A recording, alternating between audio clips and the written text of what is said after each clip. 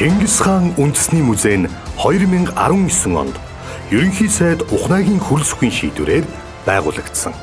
Тус музейд нүүдэлчдийн анхны төр тулс Хүннүгийн эзэн тулсыг үндэслэгч модон шанугаас эхлээд 20 дугаар зууны ихэнх хүртэлх Монголын төр тулсуудын хаад язгууртны үйл ажиллагааг эдэлж хэрглэж байсан эдүлгийн зүйлс томоохон бодит үйл явдлыг харуулах 10,000 гаруй их үзмрийг орчин үеийн дэвшилтэт технологи болох AR, QR, VR, интерактив, видео зэрэг техник технологи, уран зураг, гар зураг, баримл, дархны урлал, оёдол хадгамал, макетаар дэглэн үзүүлж байна.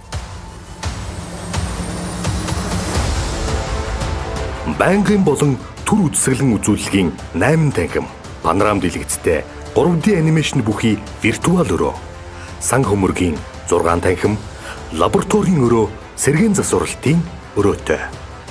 Мөн хурлын их бага танхим, номын сан, уншлагын танхим, музейн боловсрол олгох сургалтын өрөө, кофе шоп, музейн бэлэг дурсгалын дэлгүүртэй. Дэрэгдээ эртний нүүдэлчдийн хөгжмийн зэмсгээс бүрдсэн хаан нарил чуулгатай.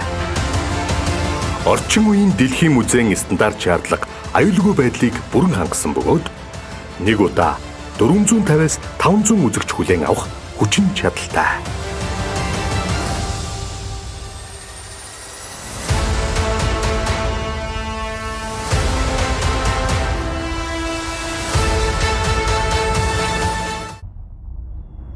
Өмнө жилд үл алдрах төр улсыг байгуулсан их эзэн Чингис хаан Монх тэнгэрийн ивэлээр цагийг эзэгэнсэн их эзэн Чингис хаан